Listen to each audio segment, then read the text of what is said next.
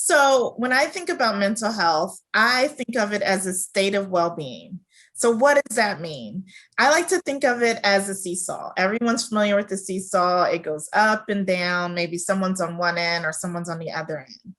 But we ideally want it level, right? And that's that ideal state. But sometimes it goes up, sometimes it goes down. And that's when we have crises or conditions in our lives. So when I think of mental health, I think of that whole seesaw, whether it's up or down or even keeled. Our goal as mental health professionals is to make sure that we're pretty much here.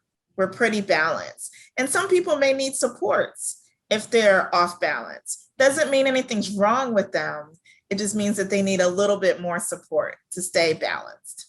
Right. And I wanted to dive in on that basically, so being off balance does not mean that there's something wrong. It just everybody, regardless of there obviously might be some people that are at higher risk maybe to be off balance, but being off balance can happen to any of us, right?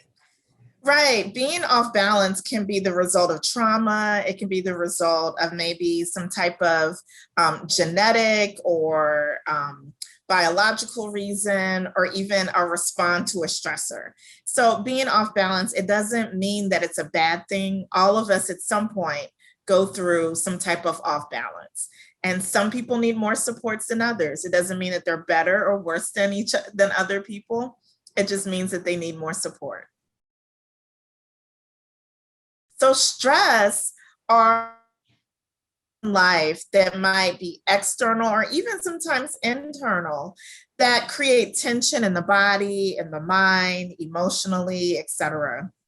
And that tension can lead to behaviors. It can lead to biological changes in the body. So what do I mean by that? Stress, in my research, I look at stress as it relates to what we call cardiometabolic syndrome. And so stress plays a major role in increasing this hormone that we all need, cortisol. And there's nothing wrong with cortisol, but too much cortisol, in other words, ongoing stress, can lead to diabetes, hypertension, obesity, cardiovascular disease, and risk for stroke. And too often people sometimes say that beer belly that people have. No, sometimes I call it a cortisol belly. It's stress. And so if we can manage stress and decrease the level of cortisol in our body, we can also decrease those diseases. So stress can play a major role. But stress, there is good stress and there's bad stress. Distress is the bad stress and eustress is the good stress. And it's okay to have stress, but to have ongoing stress, that can be a challenge and create harm in the body in many cases, disease. So stressors, they're actually what we call eustress and distress, right? Because eustress is that good stress. It's when you have a deadline and you work really hard to produce a paper if you're a student, right? But stress is something where there's tension. There's a level of tension that can be harmful. And if it's going on over time, then it can be even more harmful and detrimental to one's health. Well, stress won't kill, but the effects of stress can kill. So stress is related, when someone's stressed out, the body responds to creating more of this hormone of cortisol. Too much cortisol in the body over time can create heart disease, which can create a heart attack, or contribute to diabetes, which can create long-term effects, and you could have effects of diabetes that may be fatal. Or it could be hypertension that could lead to a stroke, right? So it's not necessarily that stress kills, but stress contributes to many conditions and diseases that can be fatal if unmanaged.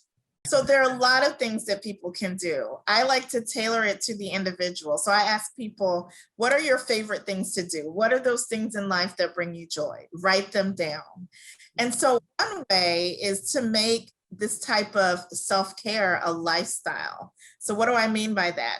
Maybe if you love to dance or walk or practice yoga, maybe throughout your day, take breaks.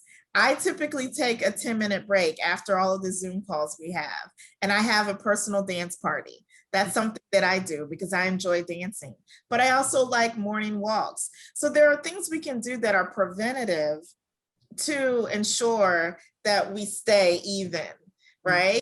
But some people may need more supports, and that's when you would talk to a therapist or someone.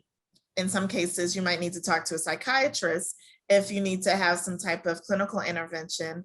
But there are a lot of behavioral interventions that you can work with a therapist. But there's so many things you can do, from yoga, meditation, walking, gardening, writing. In my work, I use writing as healing.